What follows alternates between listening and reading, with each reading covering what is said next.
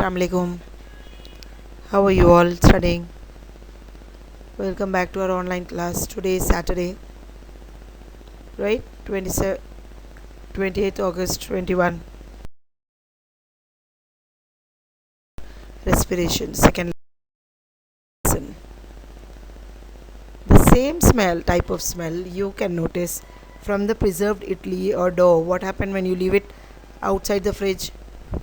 It will get spoiled. Some yeast develops in it. Bad smell starts coming. It spreads also the entire house, but not in refrigerator. Why like that?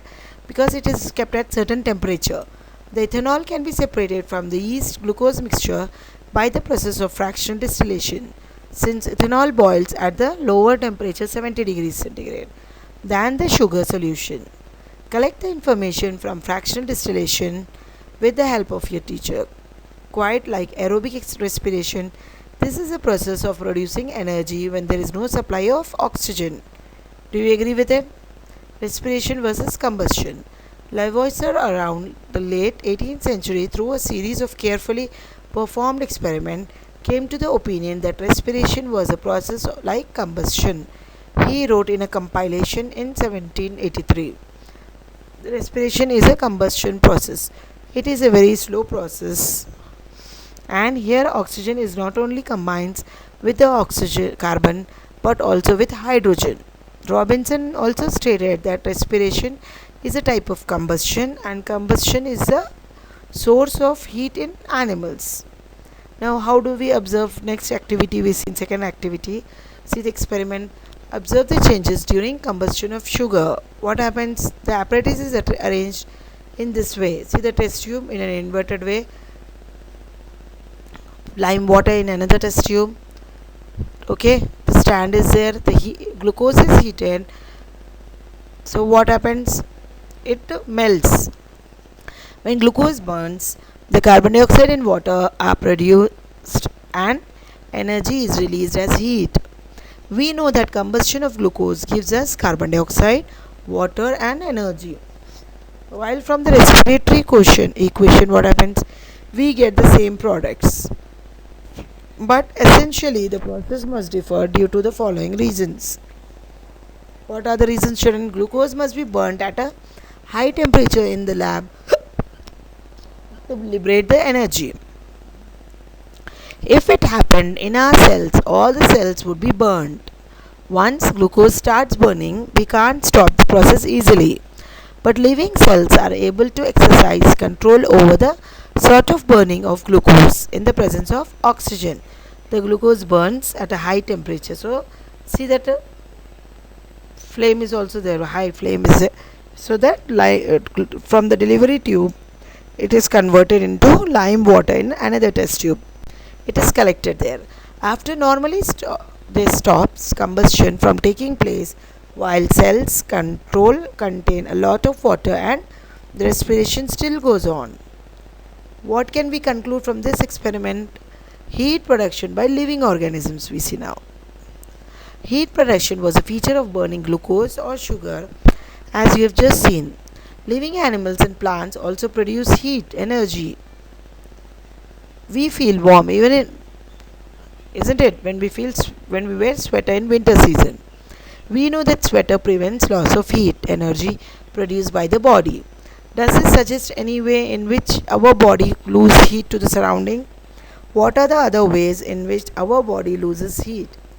Heat is constantly lost from the body surface, thus it must be continuously generated within our bodies to replace what has been lost to keep the body temperature constant. Is the rate of heat production always the same? In the course of vigorous activity, a great amount of heat is generated. We know when we all do some strenuous exercise like walking, brisk walking, running, jogging, what happens? Heat is produced from our body, isn't it? Muscles get tired, stretched off. During cellular respiration, energy is released. Some parts of energy is stored in the form of ATP. Some parts of energy is utilized in our day-to-day life activities. Some calories burned. And the excess amount of energy is released in the form of heat. when we do vigorous activity like running or jogging, something like that, we need more amount of energy. For this, the rate of respiration is increased, so heat is also released. Got it?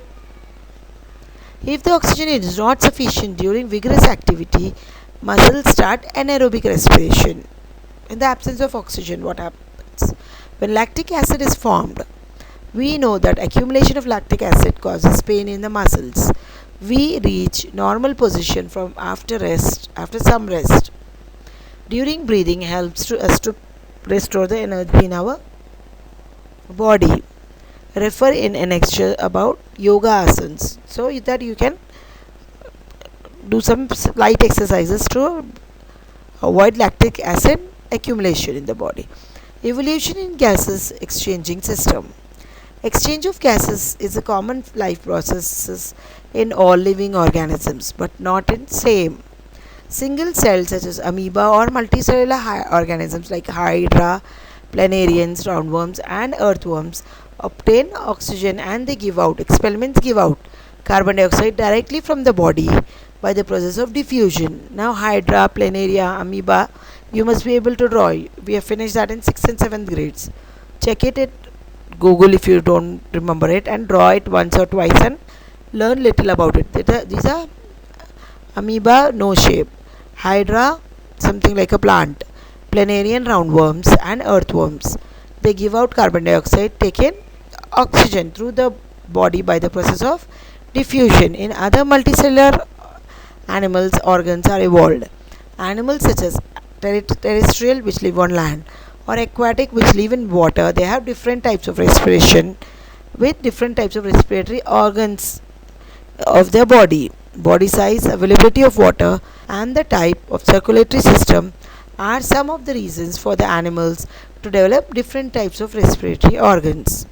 Now when we see tracheal respiratory system, it is present in cockroach, grasshopper, etc. Tracheal respiratory system means what? Yes children, it consists of series of tubes called trachea. It is further divided into fine branches called tracheoles, which carry air directly to the cells in the tissues. Some aquatic animals, aquatic means the animals which live in water, such as fishes, they have gills for respiration or bronchi.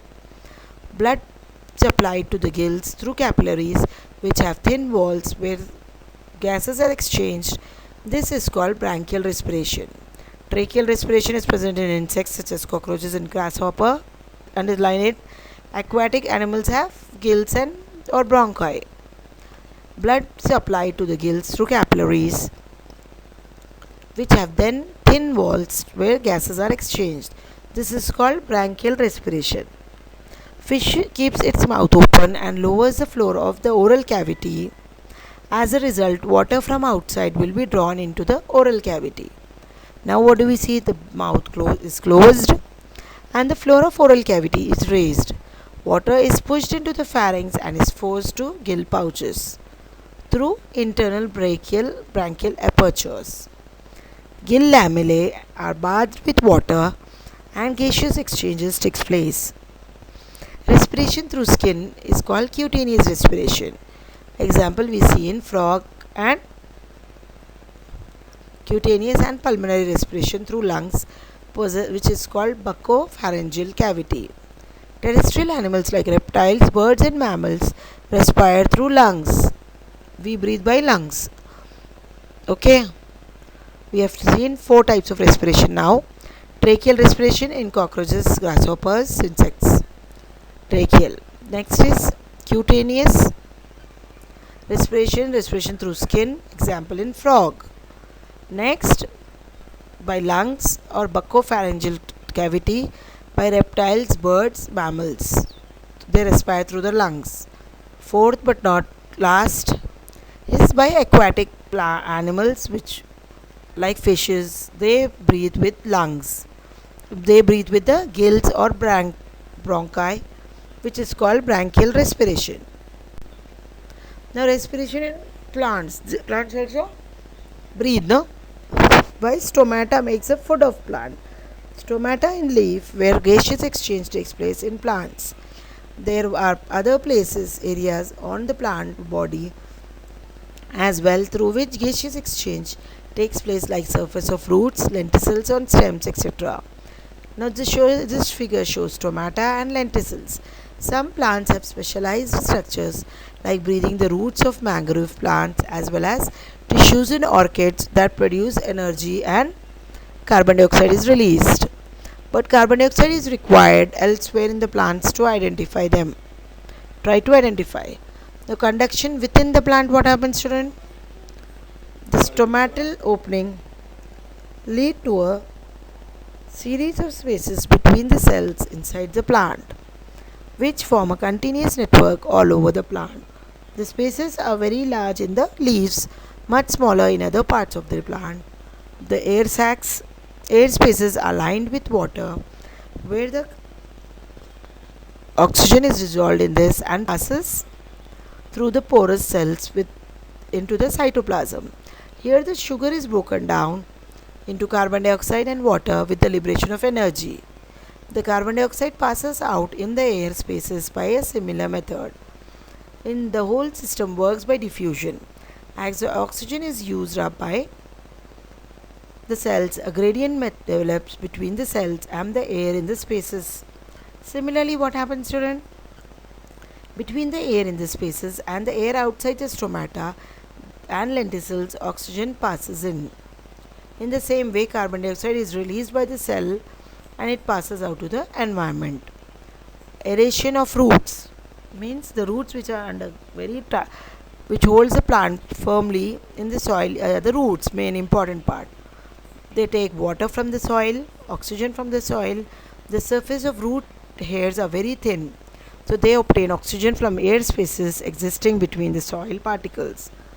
But plants which grow in very wet places such as ponds or marshy soils where it is water, are unable to obtain oxygen.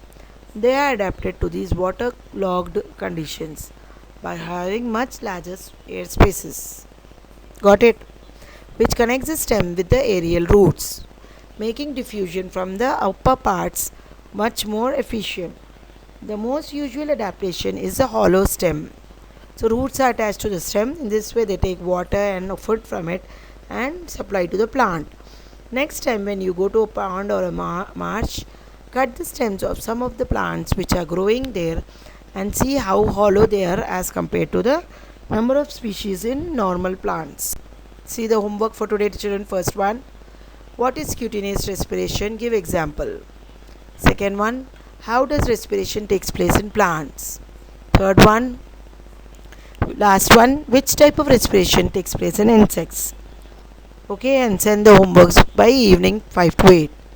Thank you. Assalamu alaikum. See you in next class.